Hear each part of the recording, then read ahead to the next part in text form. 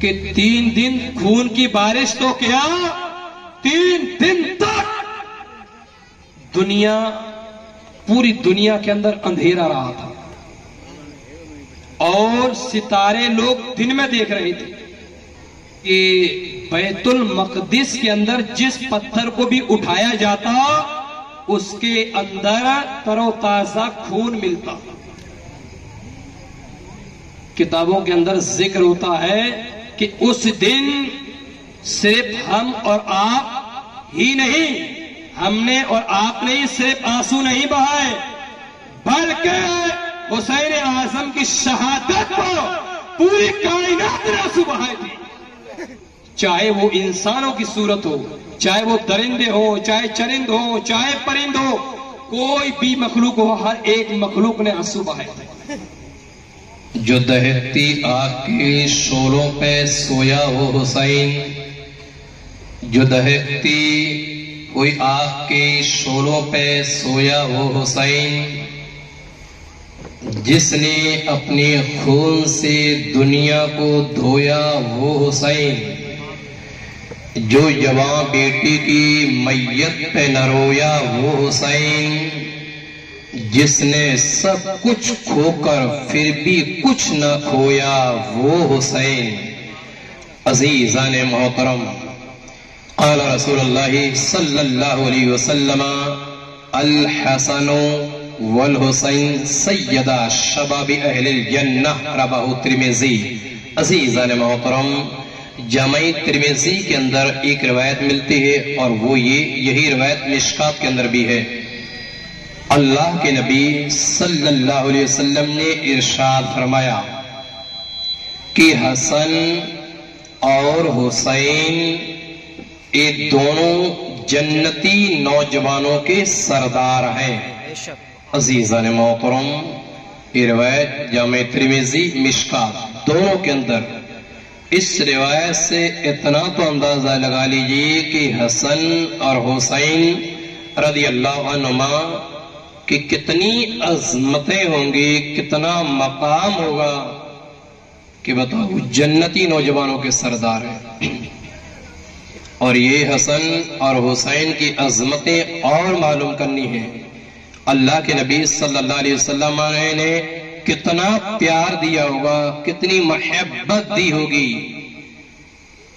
قال رسول اللہ صلی اللہ علیہ وسلم الحسن والحسین ریحانۃ من الدنیا، رواہ بخاری۔ بخاری شریف کے اندر ایک روایت ملتی ہے، اللہ کے نبی صلی اللہ علیہ وسلم نے ارشاد فرمایا کہ یہ حسن اور حسین یہ دونوں دنیا کے میرے 2 پھول ہیں۔ عزیزان محترم، حضور نے فرمایا دونوں دنیا کے میرے 2 پھول ہیں۔ آج ہم اور آپ کوئی چمیلی، کوئی گلاب، کوئی گیندا، کوئی طرح طرح کے پھولوں کی خوشبو لیتے ہیں، کوئی عطر کی خوشبو لیتا ہے، الگ الگ خوشبوئیں سونگنا پسند کرتے ہیں، الگ الگ، سب کی الگ الگ پسند ہے۔ یہ دنیا کی پسند ہے کہ دنیا کے لوگ عطروں کو سونگتے ہیں، لیکن میری اور تیری نبی حسن و حسین کو سونگا کرتے تھے، اور سونگا کرتے تو حضور نے یہ بھی فرما دیا کہ یہ حسن اور حسین یہ 2 دنیا کے 2 میرے پھول ہیں۔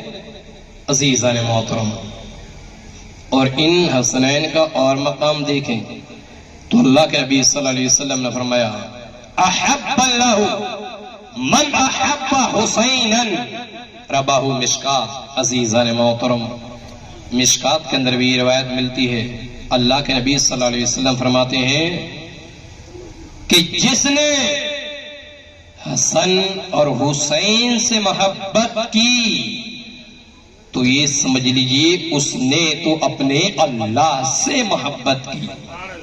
عزیزان محترم، پھر اللہ کے نبی صلی اللہ علیہ وسلم یہ بھی ارشاد فرماتے ہیں کہ جس نے حسن اور حسین سے محبت کی تو سمجھ لیجئے اس نے محمد رسول اللہ سے محبت کی۔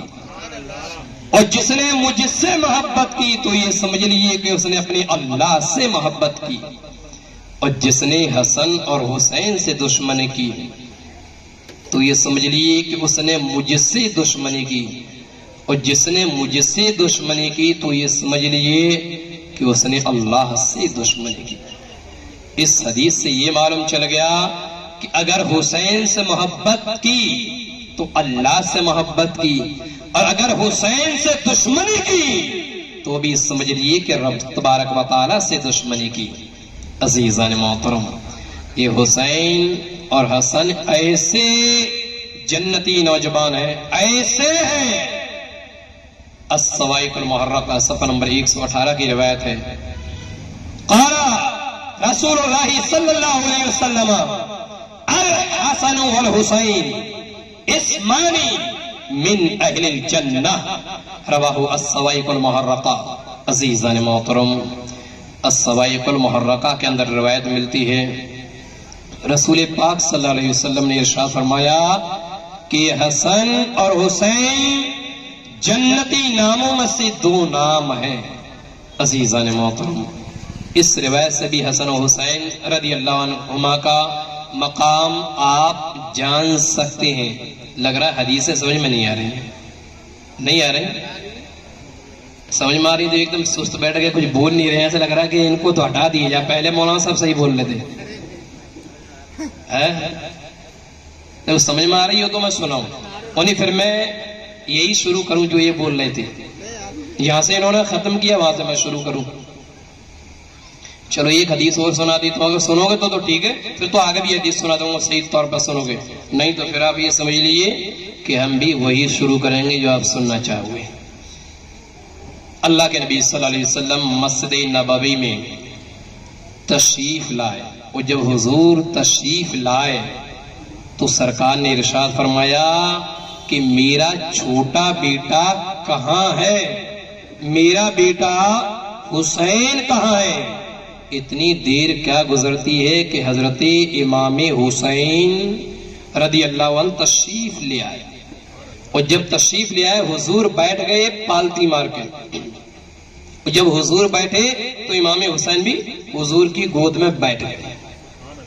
اب کیا ہوا، نانا اور نواسی جو آپس میں دونوں کھیلتے ہیں نا، آپس میں جب نانا نواسی سے مستی کرتا ہے اور نواسی جب نانا سے تفریح کرتا ہے تو مزاج ہی کچھ الگ ہوتا ہے، محبت ہی کچھ نرالی ہوتی ہے، شان ہی کچھ نرالی ہوتی ہے، پیار و محبت ہی کچھ نرالا ہوتا ہے۔ اسی طریقے سے حسین بیٹھ گئے، اور جب حسین بیٹھے تو امام حسین نے اپنی انگلی لی اور حضور کی داڑھی میں داخل کرنا شروع کر دی۔ داڑھی کھینچ رہے تھے، حضور کی داڑھی، بچپنا تو تھا، داڑھی کھینچ رہے تھے، کہیں حضور کی داڑھی نوچ لے رہے تھے، کہیں حضور کی داڑھی میں انگلی داخل کر دے رہے تھے۔ عزیزان محترم، اور حضور حسین کو دیکھ کر مسکرا رہے تھے۔ آج یہ حسین اور حسین کے نانا کا معاملہ ہے، اور آج ہمارے یہاں بھی ہمارے دنیا دار نانا اور نواسوں کا معاملہ ہوتا ہے۔ لیکن عزیزان گرامی وقار، ایک جنت کا سردار ہے تو دوسرا صاحب جنت ہے، ایک جنت کا سردار ہے تو دوسرا جنت کا مالک ہے۔ عزیزان محترم، اور جب کھیل رہے تھے پیار سے محبت سے، تب میرے نبی نے دعا کری، اللہم انی احبہ فاحب من یحبہ، رواہ ترمذی۔ عزیزان محترم، یہی روایت نور البصار کے اندر بھی روایت ملتی ہے، اس کے علاوہ برکات آل رسول کے اندر بھی روایت ملتی ہے۔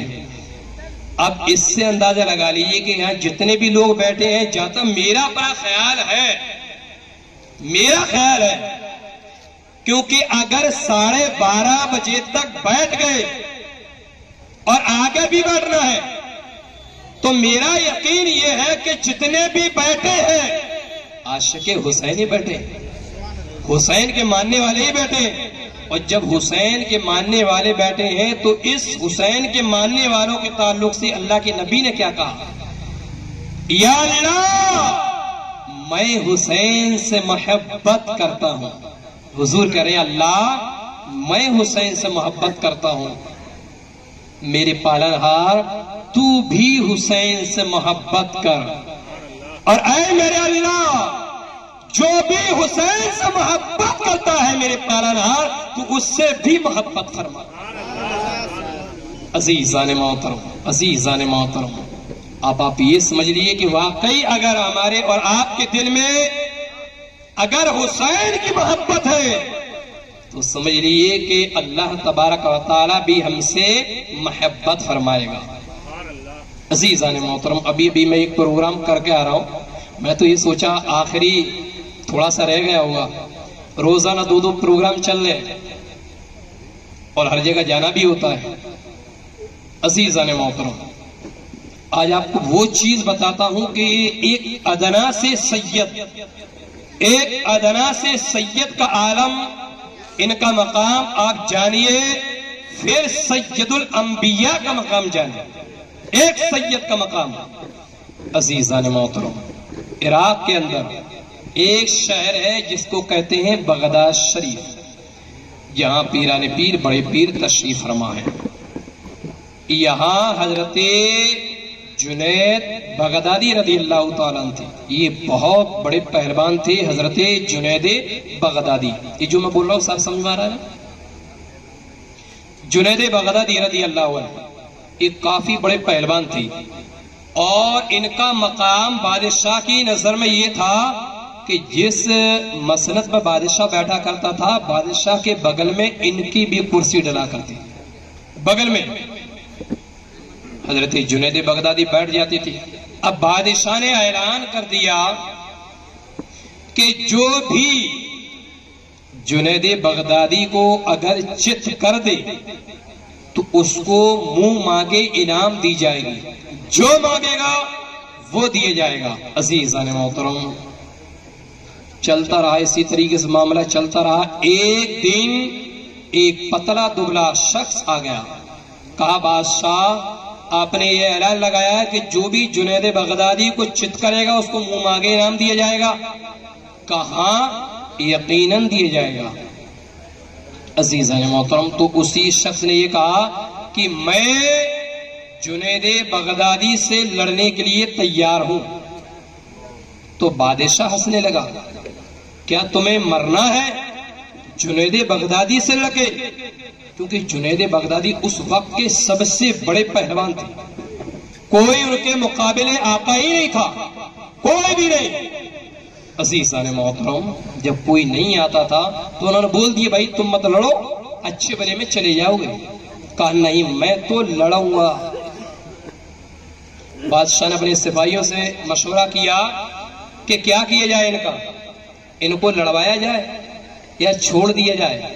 سپاہیوں نے کہا حضور جب اس نے چیلنج کر دیا بادشاہ کو تو کشتی ہونا چاہیے، ورنہ آج یہ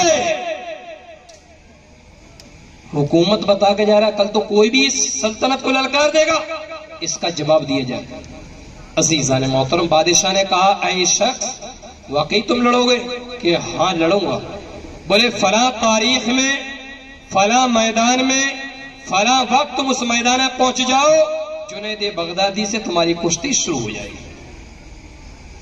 تاریخ یہ کہتی ہے حضرت جنید بغدادی اسی تاریخ میں میدان میں پہنچ گئے، اور اس وقت کے تمام لوگ اس میدان میں جمع ہو گئے۔ اب جمع ہونے کی وجہ سب سے بڑی وجہ یہ تھی کہ سب جانتے تھے کہ جنید بغدادی کے مقابلے میں کوئی آتا ہی نہیں ہے، آج سالوں بعد ان کی کشتی ہو رہی ہے تو ان کی کشتی ضرور دیکھی جائے کہ کیسی کشتی ہوتی ہے۔ جنید بغدادی میدان میں جب پہنچے ہیں تو وہی دبلا پتلا شخص حضرت جنید بغدادی سے کشتی لڑنے کے لیے تیار ہو گیا۔ جب تیار ہوا ہے حضرت جنید بغدادی کا اعلان ہو گیا، اسی شخص کا بھی اعلان ہو گیا، دبلے پتلے کا۔ جب عراق کے لوگوں نے دیکھا تو یہ کہا کہ یہ جنید بغدادی سے لڑ کیوں رہا ہے؟ کہ یہ مرنا چاہتا ہے، کیا اس کو زندہ رہنا اچھا نہیں لگتا ہے؟ دبلا پتلا شخص حضرت جنید بغدادی سے اس نے ہاتھ ملا لیا، اور جب ہاتھ ملا ہے تب اس نے کہا اے جنید بغدادی، میں تم سے لڑنے کے لیے نہیں آیا ہوں۔ حضرت جنید بغدادی نے کہا پھر کس لیے آیا ہے؟ کہا کان آگے کرو۔ حضرت جنید بغدادی نے کان آگے کیے۔ تب اس شخص نے کہا اے جنید بغدادی، میں رسول پاک صلی اللہ علیہ وسلم کی اولاد ہوں، میں ایک سید ہوں۔ جنید بغدادی نے کہا اگر آپ آل رسول ہیں، آپ سید ہیں، تو پھر آپ اس میدان میں کیوں نکل آئے ہو؟ بولے اس لیے نکل آیا ہوں کہ جس نبی کا کلمہ آپ پڑھتے ہو، جس نبی کا نام آپ لیتے ہو، اسی نبی کی اولاد آج ویران جنگلوں میں زندگی گزارنے پر مجبور ہے۔ میں نے یہ سنا تھا کہ آپ رسول اللہ کی آل سے محبت کرتے ہو، اور مجھے معلوم ہے کہ آپ مجھے ہرگز چت نہیں کرو گے۔ آج جنگل میں رسول اللہ صلی اللہ علیہ وسلم کی بیٹیاں بے پردہ پڑی ہوئی ہیں، آج بچے ایک ایک لقمہ کے لیے ترس رہے ہیں، آج جنگل میں زندگی گزارنے پر مجبور ہے۔ حضرت جنید بغدادی نے کہا معاملہ کیا ہے، اب مجھے بتاؤ۔ کہا معاملہ یہ ہے کہ ایک ایک لقمے کے لیے رسول اللہ کی اولاد ترس رہی ہے، اور میں اس لیے آیا ہوں کہ میں بادشاہ سے یہ رقم، یہ انعام حاصل کر لوں، اور یہ رسول اللہ صلی اللہ علیہ وسلم کی جو آل ہے، جو اولاد ہے، ان کو کپڑے دلا سکیں، ان کو اناج دلا سکیں، اور ان کو رہنے کے لیے گھر دلا سکیں۔ حضرت جنید بغدادی نے کہا سید صاحب اگر ایسا معاملہ ہے تو ٹھیک ہے، اب میں آپ کو چت نہیں کروں گا، بلکہ آج کئی صدیاں، کئی سو سال بعد آج یہ جنید نے جو کشتی لڑی ہے، آج جنید خود ہارے گا، اور جنید کے سینے پر آپ خود سوار ہو گئے۔ حضرت جنید بغدادی نے کہا لیکن سید صاحب لڑنا ضرور، اس کی وجہ یہ ہے کہ اگر یہ لوگ دیکھ رہے ہیں، اگر میں پہلے ہی گر گیا تو یہ سمجھ جائیں گے کہ جنید بغدادی جان پوچھ کر ہارا ہے۔ تاریخ یہ کہتی ہے کشتی ہوتی رہی، حضرت جنید بغدادی نے سید کو اوپر اٹھا لیا، اور جب سید صاحب کو اوپر اٹھایا ہے تب لوگوں نے دیکھا تو یہ سوچا کہ اب سید کا، اب اس کا کام ختم ہو گیا، لیکن عزیزان محترم حضرت جنید بغدادی نے اس کو اپنے اوپر لے لیا، اور جنید بغدادی چت ہو گئے۔ جب حضرت جنید بغدادی چت ہوتے ہیں تب بادشاہ نے کہا اے جنید بغدادی کھڑے ہو جاؤ، اتنے لوگ دیکھ رہے ہیں، آج سلطنت کی عزت ختم ہو رہی ہے، سلطنت کا وقار گر جائے گا، آپ کھڑے ہو جاؤ۔ جنید بغدادی نے کہا کہ تیری سلطنت کا وقار دیکھوں یا اپنے ایمان کا وقار دیکھوں؟ آج اگر تیری سلطنت کا وقار گر رہا ہے تو گر جائے، لیکن رسول پاک کی آل زمین پر ہرگز نہ گرنے پائے۔ عزیزان محترم جب یہ معاملہ حضرت جنید بغدادی نے جب یہ بتایا تو ان کے ساتھی آئے، کہا جنید آج تک تم کو کشتی میں کسی نے نہیں ہرایا، اس سے کیسے ہار گئے؟ تب حضرت جنید بغدادی نے کہا کہ اس لیے ہار گیا ہوں کہ یہ ہمارے اور تمہارے نبی کی اولاد ہے، یہ ہمارے اور تمہارے نبی کا بیٹا ہے، اور ایسا معاملہ ہے کہ ہمارے اور تیرے نبی کی بچیاں، بہو، بیٹیاں بے پردہ ہیں، ان پہ کپڑے تک نہیں ہیں، رسول اللہ کی بچوں پر کھانے کے لیے ایک ایک لقمہ نہیں ہے، اسی لیے جنید آج کشتی ہار گیا۔ عزیزان محترم یہ کشتی تو ہار گئے، اس کے بعد جب رات میں حضرت جنید بغدادی رضی اللہ عنہ سوتے ہیں، جب سوئے تو خام میں اللہ کے نبی صلی اللہ علیہ وسلم تشریف لے آئے اور سرکار نے فرمایا اے جنید بغدادی یاد رکھو کل تم نے ہماری اولاد کی لاج رکھی ہے، آج میں محمد رسول اللہ تم سے وعدہ کر رہا ہوں کہ جب کل میدان محشر میں پہنچو گے تو رب تبارک و تعالیٰ سے تمہاری بخشش میں خود کرواؤں گا۔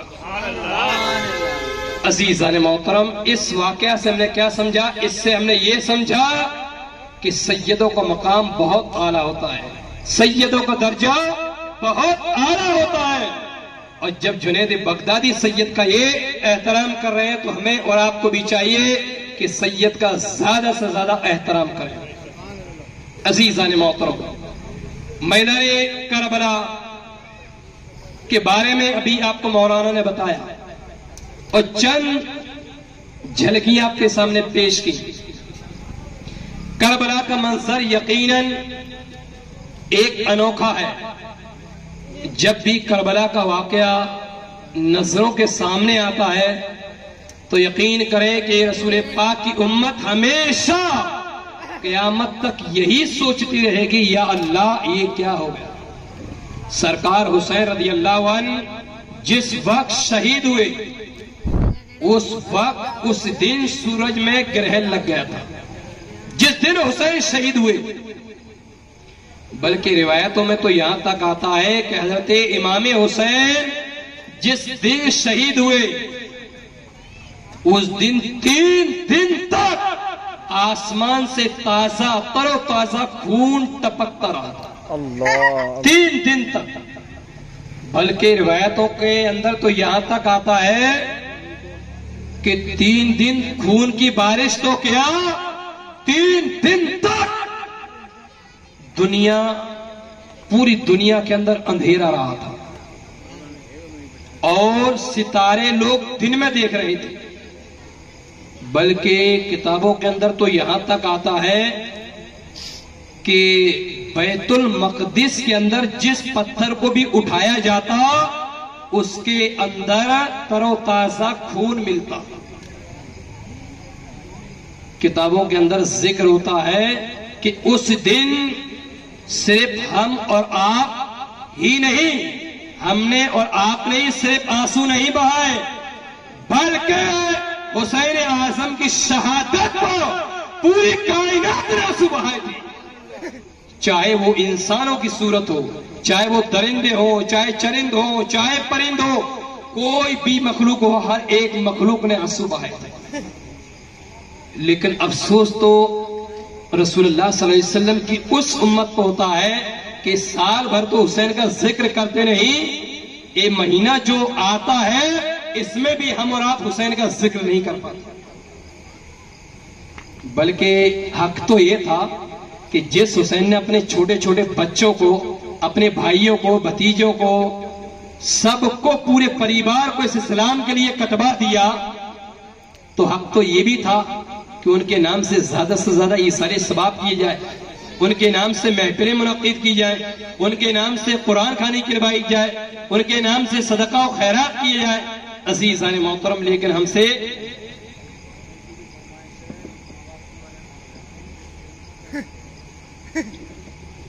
عزیزان محترم تو آپ یہ سمجھ لیجئے کہ یہ بھی حق ہونا چاہیے، یہ بھی کہ ان کے نام سے زیادہ عیسائی ثواب کرے۔ بلکہ آپ یہ سمجھ لیجئے کہ حسن و حسین یہ وہ عظیم اولاد تھی، یہ وہ عظیم اولاد کہ جس نے ہمیشہ اپنی ماں اور باپ سے دعائیں لی تھی، سبحان اللہ، ہمیشہ۔ اور جب بھی حسن و حسین نکلا کرتے تھے تو اپنی ماں اور باپ کی اجازت سے گھر سے نکلا کرتے تھے، اپنے ماں اور باپ سے دعا لیا کرتے تھے۔ بلکہ تاریخ یہ کہتی ہے، اتہاس یہ بتاتا ہے کہ دونوں شہزادے حسن اور حسین سیدہ فاطمہ زہرا رضی اللہ تعالی عنہا کی اجازت سے ایک بار باہر چلے گئے، شام تک نہیں آئے۔ سیدہ فاطمہ بے قرار ہوئی۔ ماں کی ممتا یہی تو ہوتی ہے نا کہ اگر اولاد سامنے نہ ہو تو ماں کی ممتا تڑپنے لگتی ہے، لیکن دونوں شہزادے تھے، چلے گئے، ایک باغ میں پہنچ گئے، وہ باغ تھا بنی نجار کا، حضرت عبداللہ بن عباس کی یہ روایت، اس کے علاوہ حضرت سلمان فارسی کی بھی یہ روایت مجمع الزوائد کے اندر، اس کے علاوہ جامع المعجزات کے اندر، اس کے علاوہ طبرانی کے اندر یہ روایت ملتی ہے۔ جب شام تک نہ آئے تو ام یمن رسول اللہ کی بارگاہ میں پہنچی، یا رسول اللہ فاطمہ بلا رہی ہیں۔ حضور آئے، سرکار نے فرمایا کیا بات ہوئی فاطمہ؟ کہ یا رسول اللہ حسن اور حسین صبح سے چلے گئے، پتہ نہیں کہاں گئے۔ حضور نے فرمایا فاطمہ پریشان مت ہو۔ حضور نے 2 رکعت نماز پڑھی، جبریل امین حاضر ہوئے، کہا یا رسول اللہ پریشان نہ ہو، آپ کے بیٹے فلاں باغ میں بیٹھے ہوئے ہیں حسن اور حسین۔ حضور نے فرمایا جبریل وہ باغ تو درندے رہتے ہیں، بیٹے کو نقصان پہنچا دیں گے۔ بولے یا رسول اللہ دنیا کے اندر کوئی چیز ایسی نہیں ہے جو حسن اور حسین کو نقصان پہنچا سکے۔ یا رسول اللہ اللہ تعالیٰ نے حسن و حسین کی حفاظت کے لیے ایک فرشتہ مقرر کر دیا ہے۔ اور جب رسول اللہ صلی اللہ علیہ وسلم گئے ہیں، صحابہ گئے، تو حضور نے کیا دیکھا کہ ایک فرشتہ کھڑا ہے، ایک پر تو حسن اور حسین کے نیچے ہے اور ایک پر حسن اور حسین کے اوپر ہے۔ سبحان اللہ سبحان اللہ۔ عزیزان محترم، اولاد ہو تو ایسی اور ماں باپ ہو تو ایسے، سبحان اللہ۔ لیکن آج ہم اپنے ماں باپ کا ادب نہیں کرتے ہیں، اور نہ ماں باپ اپنی اولاد کو اولاد صحیح طور پر سمجھتی ہے۔ قرآن کے اندر ارشاد ہوتا ہے وَبِالْوَالِدَيْنِ احسانا، کہ اپنے ماں باپ کے ساتھ حسن سلوک سے پیش آؤ۔ آقا ارشاد فرماتے ہیں اگر ماں باپ پورے ہو جائے، ضعیف ہو جائے، تو اپنے ماں اور باپ کو اف تک مت کہو، اف تک مت کہو۔ عزیزان محترم، لیکن آج ہم تو اپنے ماں باپ کی توہین کر دیتے ہیں، کئی تو باتیں بھی نہیں مانتے، کئی عورت تو ایسی ہے جو اپنے ماں باپ کو باہر کھڑا کر دی۔ صاحب اسی مرائنہ کے اندر ایک کیس میرے پاس آیا، آپ یقین کریں کہ وہ ضعیف 70 سال تقریباً عمر، اتنی عمر اس ضعیفہ کی، اور دونوں میرے پاس آئے اور انہوں نے یہ کہا کہ ہماری اپنی اولاد نے، ہماری بہو نے ہمیں گھر سے باہر کر دیا ہے، گھر سے باہر۔ ایک دکان میں ہم اپنی زندگی گزار رہے ہیں۔ عزیزان محترم، یا تو میرا خیال ہے کئی لوگوں نے دیکھا بھی ہوگا، ان کو اشارہ دے دیتا ہوں، وہ آنکھوں سے تھوڑے سے کمزور بھی ہے، بینا ہی کمزور ہے، سائیکل سے بازار میں جاتے ہیں سبزیاں خریدیں، اور بیچارے انہوں نے مجھ سے ذکر کیا ایسا ایسا معاملہ ہے۔ عزیزان محترم، میں نے انہیں سمجھایا، ان کی اولاد کو بلایا، اسے بھی سمجھایا بہت اچھے طریقے سے۔ میں نے کہا یاد رکھو، آج اگر تم نے اپنے ماں باپ کو باہر کیا ہے، کل تمہاری بھی اولاد ہوگی جو تیرا ہاتھ پکڑ کے بھی تجھے گھر سے باہر کر دے گی، جو تجھے بھی باہر پھینک دے گی۔ آج اگر تو نے اپنے ماں باپ کا ادب کر لیا، تیری اولاد تیرا ادب کر لے گی۔ اگر تو نے اپنے ماں باپ کا ادب نہیں کیا تو جو تیری آنے والی نسل ہے، یقین کر کہ یہ اولاد بھی تیری لیے عذاب بن جائے گی۔ عزیزان محترم، ہم نے تو کتابوں کے اندر یہاں تک پڑھا ہے کہ جیسی کرنی ویسی بھرنی۔ تم اگر کسی کی عزت کرو گے تمہاری عزت ہو جائے گی، اگر تم کسی کی عزت نہیں کرو گے تو تمہاری بھی عزت نہیں ہوگی۔ عزیزان محترم، ایک لڑکا جوانی کی دہلیز پر قدم رکھ رہا تھا، جوانی کی دہلیز پر۔ ماں باپ کی خواہش ہوتی ہے نا کہ چلو بھائی اولاد ہے، بڑی ہو رہی ہے، شادی کر دیں۔ آدمی تو گزر چکا تھا، شادی کر دیں، بہو آ جائے گی۔ اور جب شادی کی ہے، بہو آ گئی، چند دن ایسے گزرے کہ کھانا وقت پہ ملتا رہا، لیکن ایک وقت وہ آیا کہ کھانا پھینک کے ملتا رہا، پھینک کر۔ ایک دن اپنے آدمی سے بول پڑی بہو کہ یہ بتاؤ آپ مجھے زیادہ چاہتے ہو یا اپنی ماں کو؟ کہا آپ کو زیادہ چاہتا ہوں کہ اگر مجھے زیادہ چاہتے ہو تو اپنی ماں کو اس گھر سے باہر کر دو۔ عزیزان گرامی، یہ حالات ہیں اس سمے کے، تو یہ حالات تھے، آج کے اس سے زیادہ یہ حالات ہیں، بہت نازک۔ اس نے باہر کر دیا اور ایک کھیت پر ایک جھوپڑی پڑی تھی، وہاں چھوڑایا۔ اب یہ کھانا لے کر روزانہ جاتا تھا، پہنچا دیا کرتا تھا، روزانہ پہنچا دیا کرتا تھا۔ اس کی بیوی نے کہا کہ تم مجھے زیادہ مانتے ہو یا اپنی ماں کو؟ اس نے سوچا اگر ماں کو کہتا ہوں تو یہ لڑے گی، گھر میں کلیش کرے گی۔ کہا تجھے زیادہ چاہتا ہوں۔ کہا اگر مجھے چاہتے ہو تو اپنی ماں کے لیے کھانا بند کر دو۔ اچھا، کھانا بند کر دیا۔ دوسرا دن بولی مجھے زیادہ چاہتے ہو ماں کو؟ کہا آپ کو؟ بولے اگر مجھے زیادہ چاہتے ہو تو پھر اپنی ماں کا کلیجہ دل نکال کر مجھے دے دو، میں سمجھ جاؤں گی کہ تم مجھے زیادہ چاہتے ہو۔ اللہ اکبر کبیرہ۔ اس نے بھالا لیا، بھکا لیا اور چلا گیا۔ کس کو قتل کرنے کے لیے جا رہا ہے؟ ماں کو۔ کس کو مارنے جا رہا ہے؟ ماں کو۔ جس ماں نے اپنے منہ کا لقمہ اس کے منہ میں دیا تھا، اس ماں کو۔ جب بارش کا سم ہوتا، برسات کا موسم ہوتا ہے، جب ماں ہر طریقے سے پانی سے اس کی حفاظت کرتی، سردی ہو اگر ادھر پیشاب کر دیتا ہے تو اس کو اٹھا کے ادھر لٹا دیتی ہے اور خود پیشاب میں لیٹ جاتی ہے کہ اس کو کہیں نمونیا نہ ہو جائے، طبیعت خراب نہ ہو جائے۔ یہ اس ماں، یہ ہوتی ہے ماں کی ممتا۔ آج یہ اس کو قتل کرنے کے لیے جا رہا ہے، اور جیسے ہی یہ نکلا ادھر سے اس کی ماں دعا کر رہی تھی اللہ کی بارگاہ میں کہ اے میرے پالنہار، اے میرے پروردگار، کہیں میری اولاد کو کوئی تکلیف تو نہیں پہنچ گئی ہے؟ میرے اللہ میری اولاد کی حفاظت فرما، میرے پالنہار اس کو ہر مصیبت سے میرے اللہ بچا۔ یہ ماں دعا کر رہی تھی اور یہ پہنچ گیا اور بھگا دیا ماں کے، اس سینے کو پھاڑ دیا اور پھاڑ کے دل نکال لیا، اور دل نکالنے کے بعد دوڑنا شروع کر دیا۔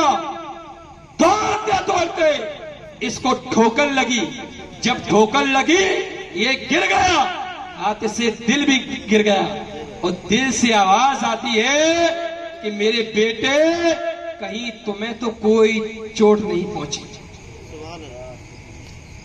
عزیزان محترم، یہ ماں کا پیار ہوتا ہے، یہ ماں کی ممتا ہے کہ بتاؤ قتل کرنے کے باوجود بھی ماں کیا کہہ رہی ہے، ماں کا دل کیا کہتا ہے کہ بیٹے تمہیں تو چوٹ نہیں لگی۔